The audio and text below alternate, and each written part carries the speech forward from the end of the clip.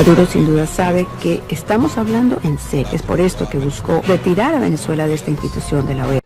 Bien, y mucha atención a todo esto porque estas son las últimas noticias del momento en Venezuela. 10 años de Nicolás Maduro como presidente del país, con dudas de su legitimidad en el poder. En el año 2018, en unas cuestionadas elecciones, Maduro recibió un fuerte rechazo internacional. El gobierno de Venezuela conmemora hoy el 10º aniversario de la llegada al poder de Nicolás Maduro, celebrando que en los últimos meses países aliados de Estados Unidos hayan reconocido la legitimidad del presidente, tras varios años de bicefalia política a ojos de gran parte de la comunidad política occidental.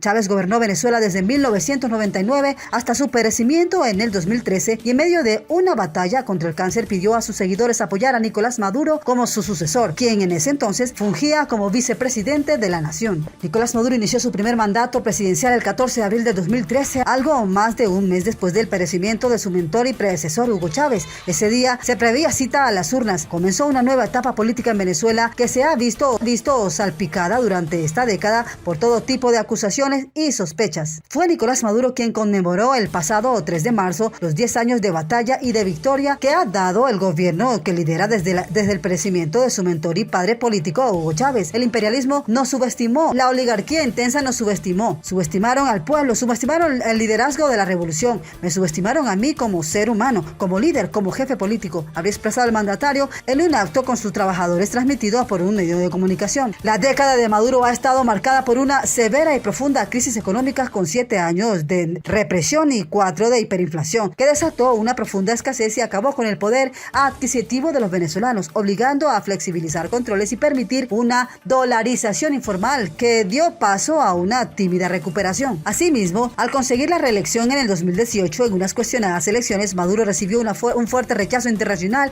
y fue acribillado con sanciones internacionales lideradas por Estados Unidos, que incluso impuso un embargo al crudo venezolano. El gobierno tiene ahora además una investigación abierta en la Corte Penal Internacional por supuestos crímenes de lesa humanidad, tras la represión de las multitudinarias protestas del 2017 que dejaron centenares de personas perecidas. Señores, así como lo están escuchando, estas son las noticias de Venezuela y el mundo. Continuamos con más información.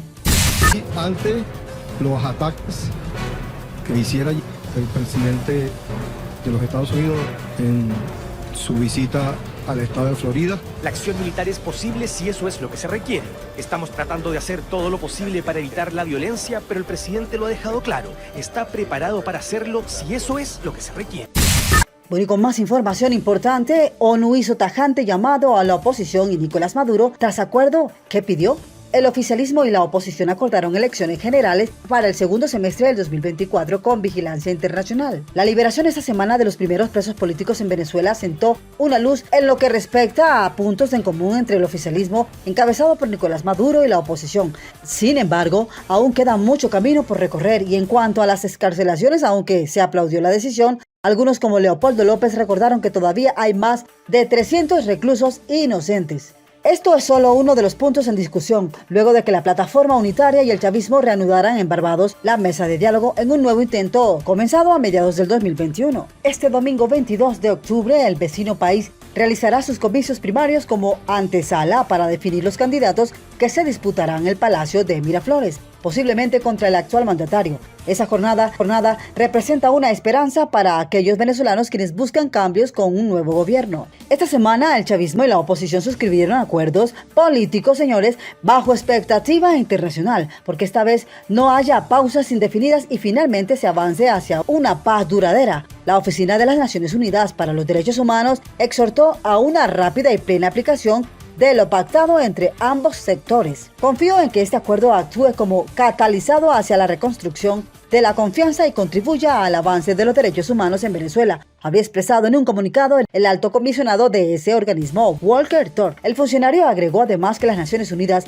acogieron con satisfacción la liberación de personas detenidas arbitrariamente en las últimas horas y la relajación de las sanciones sectoriales unilaterales, dado su impacto sobre las personas. Turk también apuntó a un llamamiento para la liberación rápida e incondicional de todas las personas privadas arbitrariamente de la libertad. Este jueves el presidente venezolano aseguró que se había adelantado un esfuerzo muy importante para avanzar por la senda del diálogo. Desde los tiempos de nuestro comandante Hugo Chávez hasta hoy en día, en X afirmó actuar conforme a la ley para avanzar hacia la recuperación del Estado en bienestar social, de unión, armonía, tolerancia, de acuerdo, de encuentro y reencuentro. Por su parte, el opositor Juan Guaidó concedió una entrevista a un medio de comunicación y allí enfatizó en que su país no tenía derechos electorales, por lo cual los acuerdos eran necesarios para procurar unos comicios transparentes. Maduro está reconociendo lo que es un dictador que utiliza como moneda de canje a seres humanos para obtener el dinero. En medio de los nuevos acercamientos, el gobierno estadounidense informó que levantaba temporalmente sus sanciones al petróleo y gas venezolano. No obstante, Washington accedió bajo condiciones y advirtió con tomar medidas si no cumplen los compromisos. El Departamento del Tesoro, mediante un comunicado recogido por un medio de comunicación, habla de licencias generales que autorizan transacciones que involucran al sector de petróleo y gas y al sector de oro de Venezuela, además de eliminar la prohibición del comercio secundario. Aunque Maduro destacó ese alivio de las sanciones, Washington aclaró que ello no significa estar listo para una reanudación de relaciones. Así lo subrayó el subsecretario de Estado para Asuntos del Hemisferio Occidental, Brian Nichols. Por ahora, un proceso de transición democrática tendrá que esperar, aunque no se descarta una posible visita a la nación caribeña de Francisco Palmieri, titular de negocios de la embajada estadounidense en Bogotá. Señores, estas son las noticias del momento. Continuamos con más información. Atención a todo esto, mis amigos, porque la estrategia y propaganda del alto mando militar venezolano. No hace falta que alguien use la figura de la Fuerza Armada para sus propósitos partidistas. Así lo habría dejado claro Vladimir Padrino López, ministro de Defensa chavista. Activó las alarmas ante los recordatorios de la oposición sobre las funciones que deberían cumplir los militares en el escenario electoral. El tema militar es tan sensible para el régimen venezolano que cualquier excusa vale para que traten de cerrar filas en una institución golpeada por la crisis, la politización y el hambre. Así lo ha dejado claro. Eso ocurrió cuando Antonio Ledesma, del equipo de la precandidata María Corina Machado, en una entrevista donde expresamente no dijo que impulsaban una rebelión militar, pero fue usado como justificación para que le dictaran orden de detención, la solicitud a España de su extradición y una fuerte campaña de propaganda al interior de los cuarteles, incluyendo el pronunciamiento del alto mando militar ampliado, lo que no ocurrió ni siquiera en el año 2021, cuando el enfrentamiento con la guerrilla colombiana causó el perecimiento de 16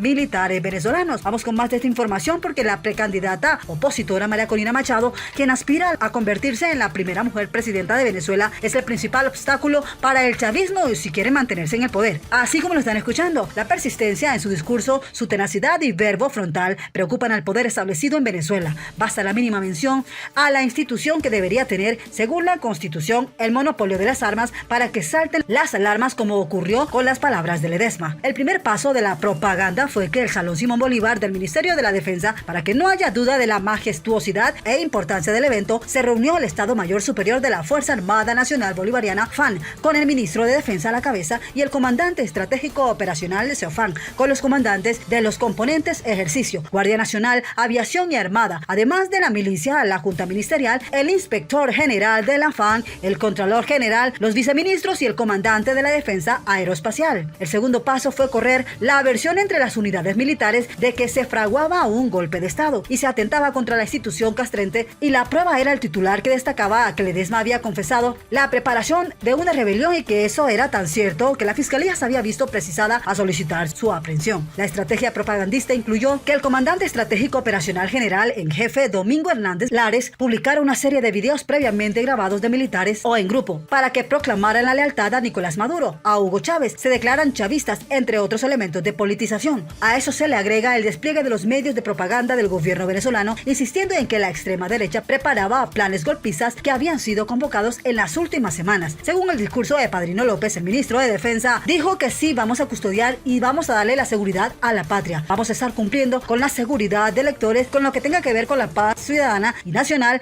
Va a ser tema de incumbencia de la Fuerza Armada Nacional Bolivariana. Vamos a accionar en cualquier circunstancia, dejando en el aire una intervención más allá de lo que dicta el ordenamiento jurídico y de la Constitución, porque las elecciones son un proceso esencial y fundamentalmente civil.